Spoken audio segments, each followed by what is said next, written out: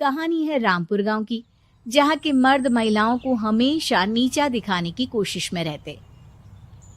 अरे अभी तक खाना नहीं आया, क्या मुझे एक और शादी करने की जरूरत है? नहीं जी नहीं, ऐसा मत करना, वरना मैं कहाँ जाऊंगी। खाना लेकर मैं अभी आई जी। गांव की पंचायत में भी फैसले हमेशा औरतों के खिलाफ ही रहते। मैं जो फैसला सुनाता हूँ वो भगवान की आज्ञा होती है। इस लड़के ने अपने मन से शादी करके अच्छा नहीं किया। लड़के को घर भेज दो और इसकी शादी इसकी जाति की किसी लड़के से करवा दो, लेकिन ये लड़की, इसे तो गांव के बाहर निकाल दो।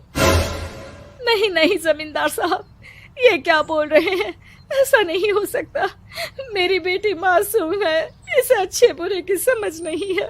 अरे कहाँ जाएगी ये बेचारी? कहाँ जाएगी?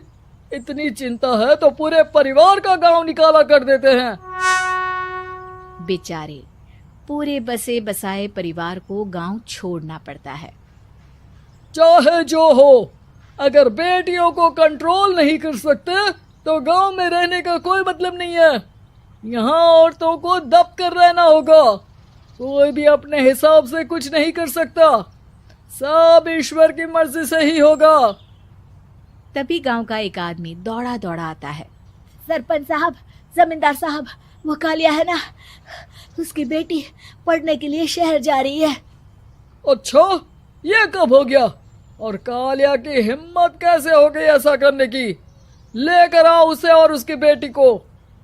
बस फिर क्या था, हाजिर हो जाते हैं कालिया और उसकी बेटी सरपंच के सामने। और कालिया, ये क्या सुनने में आ रहा है? बेटी को इंजीनियर बना रहा है तू? और ये बता, गांव में तो स्कूल नहीं है, फिर कहां से इतनी क्लास पास कर गई तेरी बेटी? राधा, जो कि कालिया की बेटी है, उसे लगता है कि सरपंच उसकी तारीफ कर रहे हैं। सरपंच जी, मैंने ऑनलाइन पढ़ाई की है, डिस्टेंस लर्निंग से। सभी में मैंने अच्छे नंबर पाए हैं, जिसे देखते हुए शहर की इंजीनियरिंग कॉलेज में मुझे स्कॉलरशिप मिली है। वाह जी वाह, क्या होती है ये? पहले तो ये बताओ, फिर आगे की बात करते हैं। पूरा गांव राधा की बात सुन रहा था और राधा बोलती जा रही थी।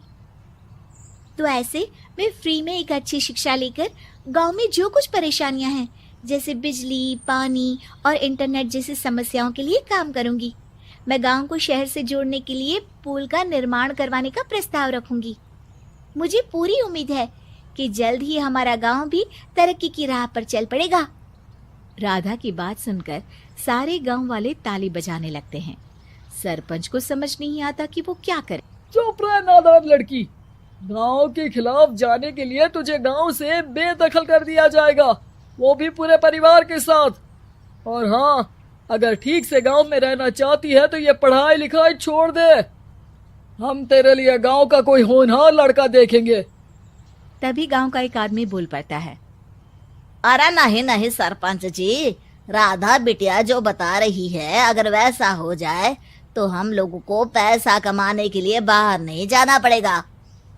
हाँ जी, और ना ही कोसों दूर पानी के लिए भटकना पड़ेगा। हमारे बच्चे भी अच्छी पढ़ाई कर सकेंगे और आगे बढ़ेंगे, ना कि हमारी तरह खेती करते बैठेंगे। क्यों गांव वालों, राधा बिटिया का साथ देना चाहिए ना। सरपंच देखता है कि गांव राधा के साथ है तो वो चुप हो जाता है। वो घर आकर अपने सलाहकार से बात करता है, जो बहुत ही चालाक किस्म का इंसान होता है। अरे सरपंच साहब, आपको बहुत ही होशियारी से काम लेना पड़ेगा। एक बार गांव तरक्की कर गया, यहाँ के बालक पढ़ लिए तो कोई ना पूछेगा आपको। और फिर ये जो बेटा और बेटी है ना आपके, इनको भी आम लोगों की तरह ही जीवन जीना होगा। हाँ, लेकिन करे तो क्या करे? वो ना आप मुझ पर छोड़ दीजिए, बस मैं जैसा बोलूं करते जाइए। अगले रोज सुबह जब